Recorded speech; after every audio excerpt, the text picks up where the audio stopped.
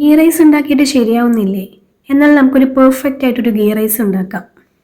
നെയ്ച്ചോറ് ഉണ്ടാക്കാനായിട്ട് ഞാനിവിടെ ജീരകശാല അരിയാണ് എടുത്തിട്ടുള്ളത്. അപ്പോൾ നമുക്കൊരു പാൻ വെച്ച് കൊടുത്തിട്ട് അതിലേക്ക് 2 ടീസ്പൂൺ നെയ്യും പാകത്തിന് ഓയിലും ഒഴിച്ചു കൊടുക്കാം. ഇനി ഇതിലേക്ക് അണ്ടിപ്പരിപ്പും മുന്തിരി ഇട്ടിട്ട് നല്ലപോലെ ഒന്ന് റോസ്റ്റ് ചെയ്തെടുക്കാം. എന്നിട്ട് അത് എണ്ണയിൽ നിന്നും കോരി മാറ്റാം. ഇനി അതേ എണ്ണയിലേക്ക് തന്നെ കുറച്ച് സവാള അരിഞ്ഞത് കൂടി ഇട്ട് കൊടുത്തിട്ട് ഒന്ന് ഫ്രൈ ചെയ്തെടുക്കാം. സവാള നല്ലപോലെ കരിഞ്ഞു പോകരുത് കേട്ടോ. ജസ്റ്റ് ഒന്ന് ഗോൾഡൻ ബ്രൗൺ നിറമാകുമ്പോൾ നമുക്ക് എണ്ണയിൽ നിന്നും കോരി മാറ്റാം.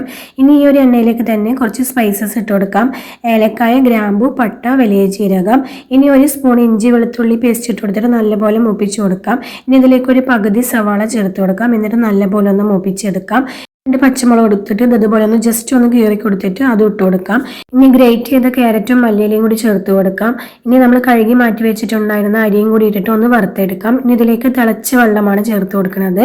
ഞാനിവിടെ 3 ഗ്ലാസ് അരിയാണ് എടുത്തിട്ടുള്ളത്. അതുകൊണ്ട് 6 ഗ്ലാസ് വെള്ളമാണ് കേട്ടോ ചേർത്ത് കൊടുക്കുന്നത്. ഇനി ഇതിലേക്ക് ഉപ്പും തൈരും കൂടി ചേർത്ത് കൊടുക്കാം. എന്നിട്ട് നന്നായി ഇളക്കിയിട്ട് ഒന്ന് അടച്ചു വെച്ചിട്ട് ജസ്റ്റ് ഒന്ന് വേവിച്ചെടുക്കാം. ഇനി ഒന്നും കൂടി അടച്ചു വെച്ചിട്ട് അതിൻ്റെ വെള്ളം ഒന്ന് ഡ്രൈ ആക്കി എടുക്കാം. വെള്ളം ഡ്രൈ ആയി വന്നതിന് ശേഷം 1 സ്പൂൺ നെയ്യ് കൂടി ചേർത്ത് കൊടുത്തിട്ട് ഫ്രൈ ചെയ്ത് വെച്ചിട്ടുണ്ടായിരുന്ന ഓണിയനും കാഷ്യും കിസ്മിസും ഇട്ടിട്ട് ഒരു 15 മിനിറ്റ് ലോ ഫ്ലെയിമിലൊന്ന് ദം ചെയ്തെടുക്കാം. അപ്പോൾ നമ്മുടെ ഗീ റൈസ് ഇവിടെ റെഡിയായി വന്നിട്ടുണ്ട് കേട്ടോ. സൂപ്പറാണ്, അടിപൊളി ടേസ്റ്റാണ്. ഇതുപോലെ ഒന്ന് തയ്യാറാക്കി നോക്കും. അപ്പോൾ നിങ്ങൾക്കും നല്ല പോലെ തന്നെ ഗീ റൈസ് ഉണ്ടാക്കാം. അപ്പോൾ എല്ലാവരും തയ്യാറാക്കി ഫീഡ്ബാക്ക് അറിയിക്കാം.